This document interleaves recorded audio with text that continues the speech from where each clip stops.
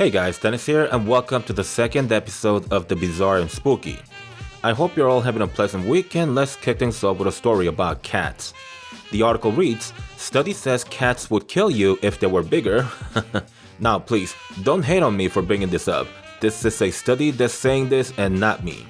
So anywho, the article continues, "If you've ever suspected that your cat might be plotting to kill you, you might be onto something. A new study from researchers at the University of Edinburgh shows many parallels between domestic cats and their larger feline brethren, including aggression and neurotic behavior. The study rated domestic cats as expressing high levels of dominance, impulsiveness, and neuroticism, characteristics they share with larger felines like the clouded leopard, African lions, snow leopards, and Scottish wildcats. House cats also have high levels of anxiety, insecurity, tension, suspicion, and fear of people. Maybe these are instinctive traits, or maybe it's because people like to dress cats up in ridiculous outfits. Either way, the results of the study, while not completely a shock, are unnerving, especially a conclusion that domestic cats have a desire to kill humans and would likely do so if they were bigger and stronger. Good thing that's not the case. Carry on with your kitty dress-up party." Oh jeez, I could almost hear the cat lovers hating on this article already. But don't hate me, I brought it up only because I thought it was really interesting.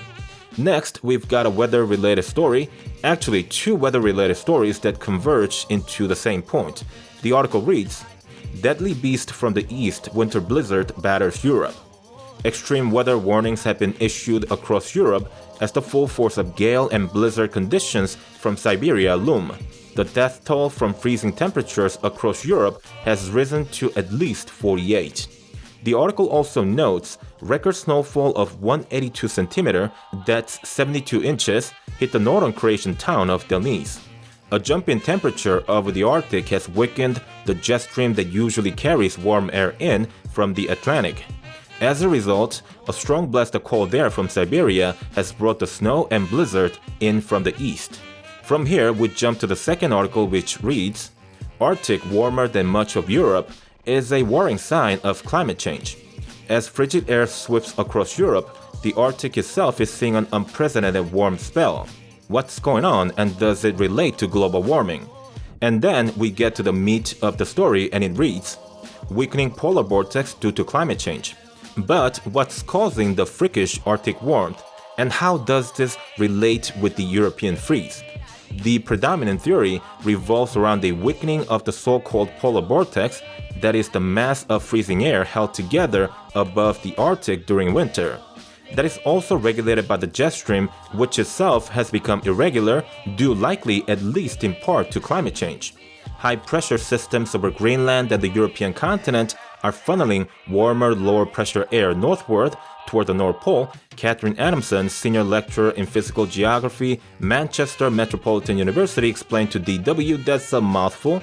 This is causing the polar vortex to break up and split, the result being a mass of cold air moving south to Europe and North America.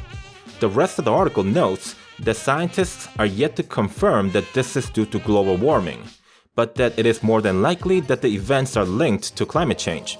So whether you believe global warming is caused by human activity or not, it seems clear that it is happening. Seeing how much devastation extreme weather can cause, it's also no wonder why US, Russia, and China have been researching weather modification technology for decades now. Imagine only a handful of nations on Earth holding the fate of smaller nations in their hands. It's a scary world that we're living in, but that's a story for another day. The next story is for those of you who, like me, enjoy some alien news from time to time. Apparently, Dr. Michio Kaku held a Reddit AMA recently, and this is what he had to say in response to a question about alien civilization. He stated, "Let me stick my neck out. I personally feel that within this century, we will make contact with an alien civilization by listening in on their radio communications. But talking to them will be difficult since they could be tens of light years away. So in the meantime, we must decipher the language to understand the level of technology. Are they type 1, 2, or 3? And what are their intentions? Are they expansive and aggressive or peaceful?"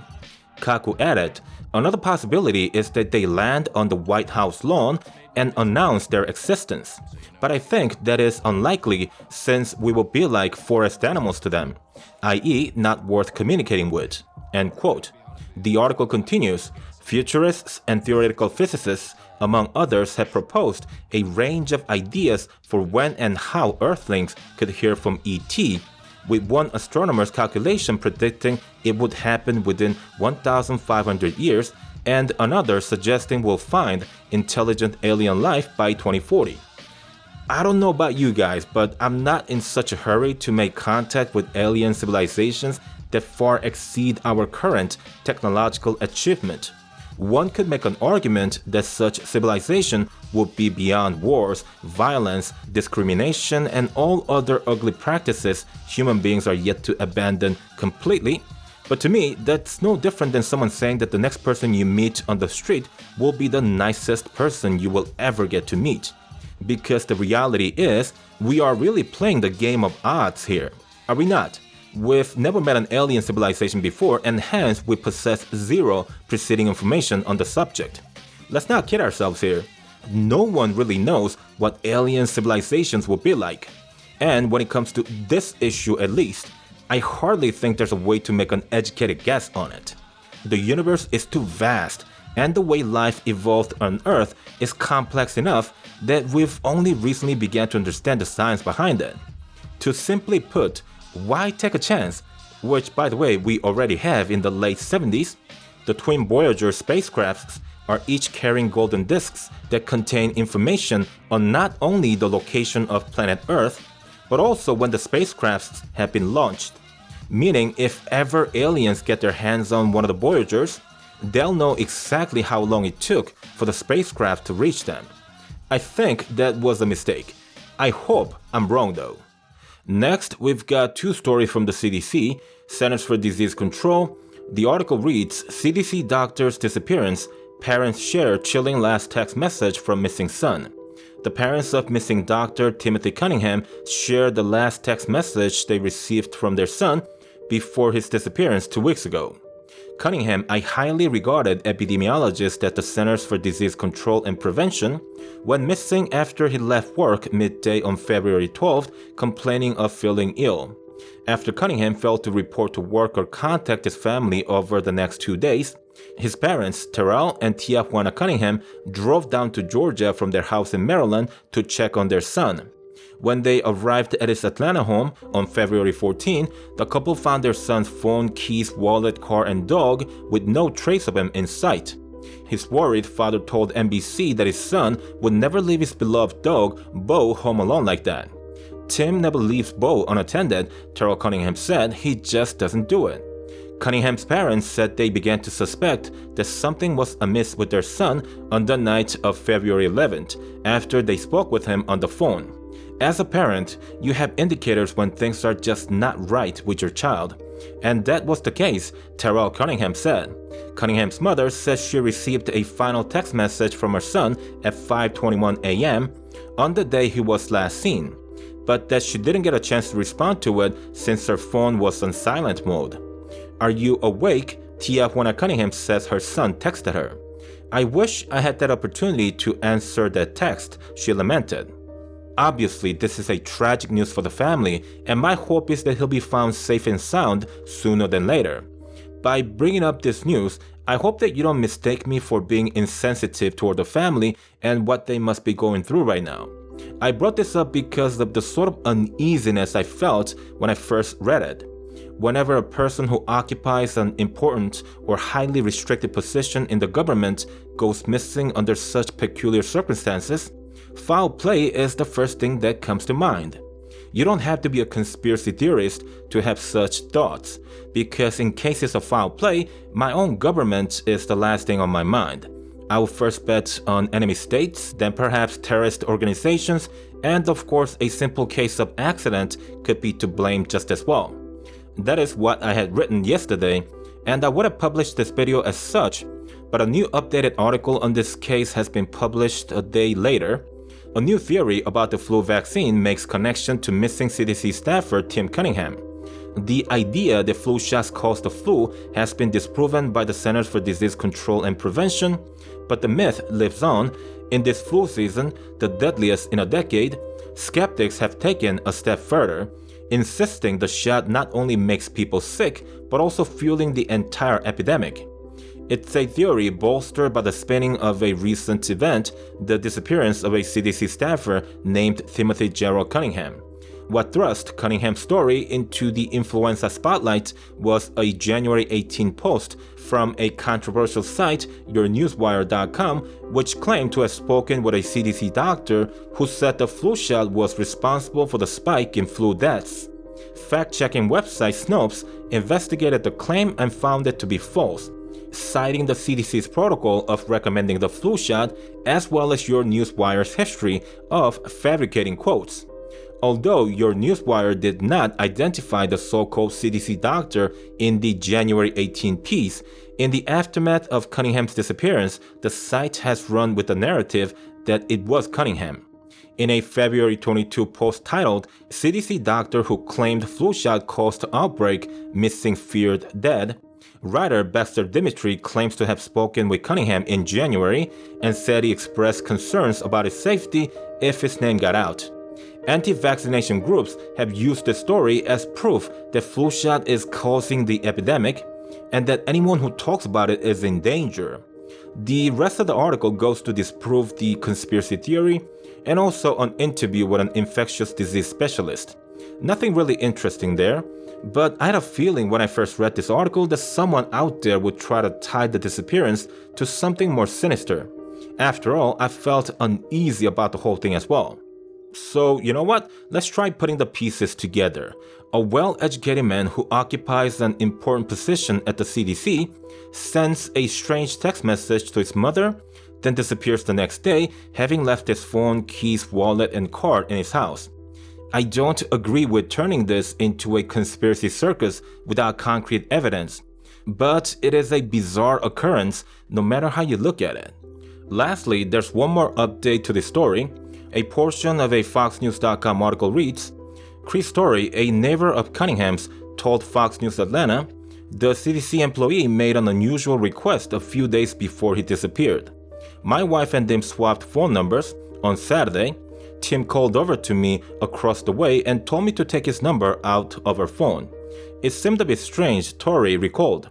That is the last update to this story as of making this video. With that said, let's see how this story develops and hope for the best for Mr. Cunningham.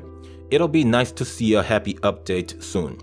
The next story reads, CDC seeks $400 million to replace containment lab for deadliest germs.